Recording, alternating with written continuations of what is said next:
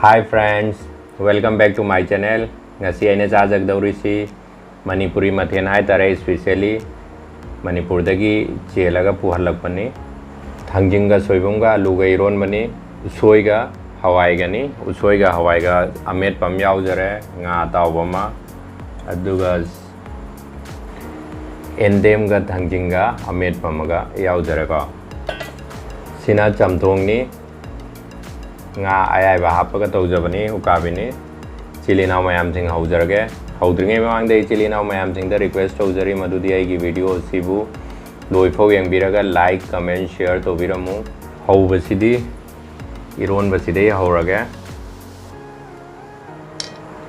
iron basiga soibum toraga tobane soibum ga thangjinga luga toraga iron bani manipur dagi chen bane mi am toraga do thangjingji chilina mayam sing matam di ghar changani ko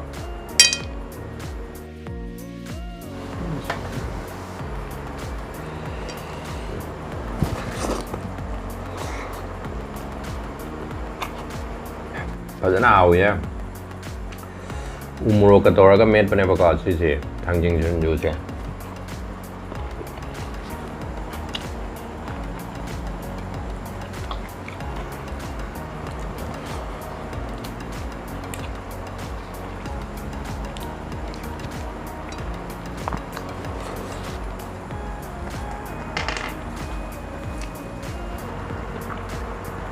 kangsoi ni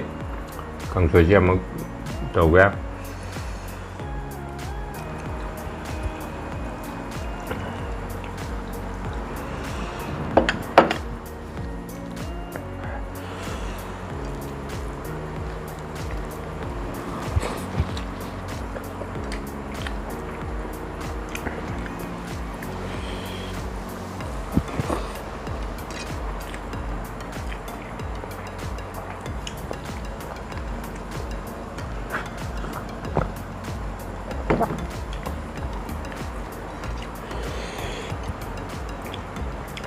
si usoi ga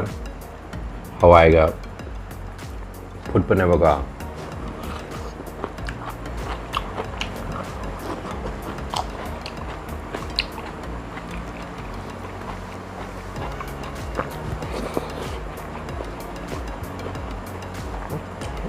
ukabi ya bene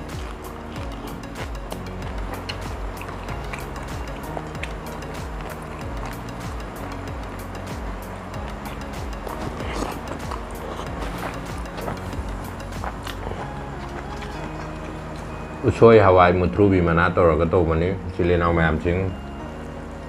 ngasi manipur gi chinjak fazana ai yumdagi puhalakpane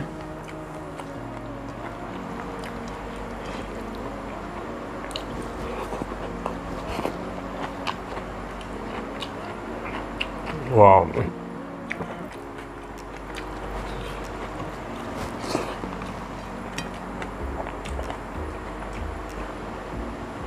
ai nga tao ba yaw ka hai ba kau tho ma le nga tao ba yaw jari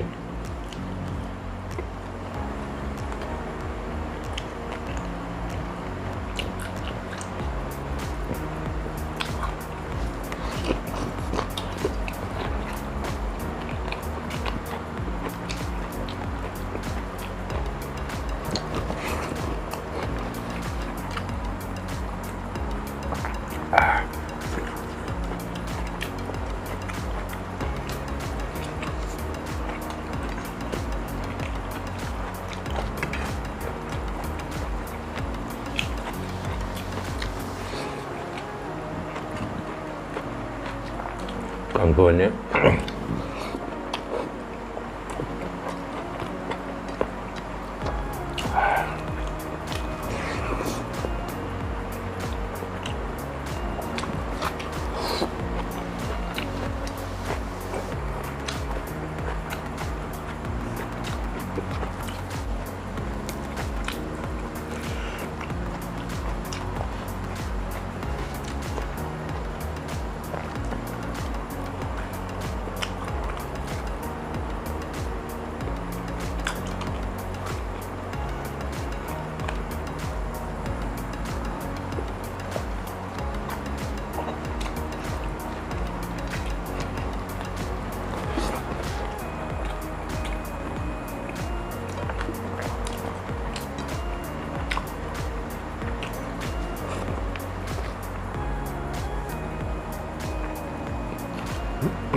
ꯃꯌꯥꯝ ꯊꯥꯡꯖꯤꯡ ꯆꯨꯞꯄꯁꯦ ꯈꯔ ꯃꯇꯝ ꯆꯪꯉꯦ ꯃꯌꯥꯝ ꯋꯥꯔꯧꯕꯤꯅꯨ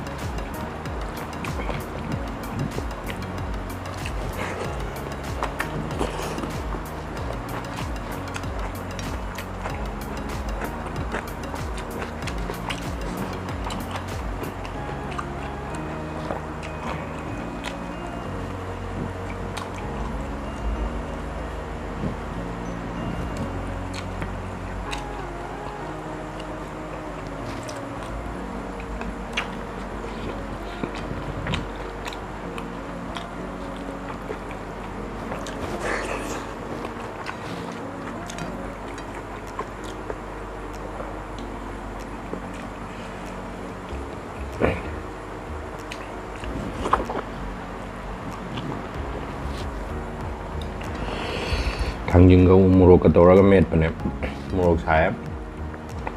ꯍꯥꯎꯁꯨ ꯍꯥꯎꯋꯤ ꯀꯨꯏꯔꯦ ꯆꯥꯗꯕ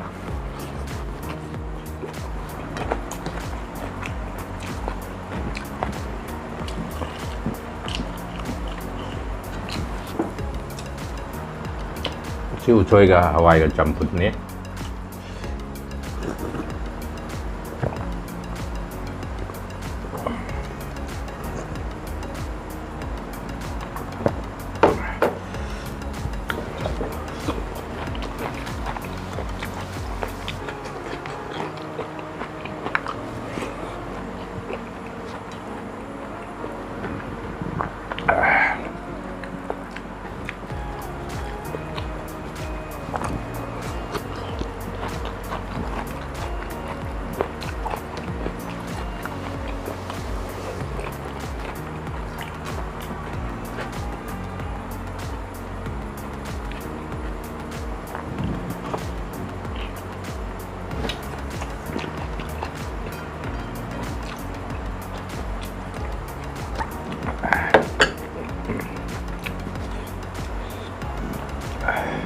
ngà cà chà với cò rồi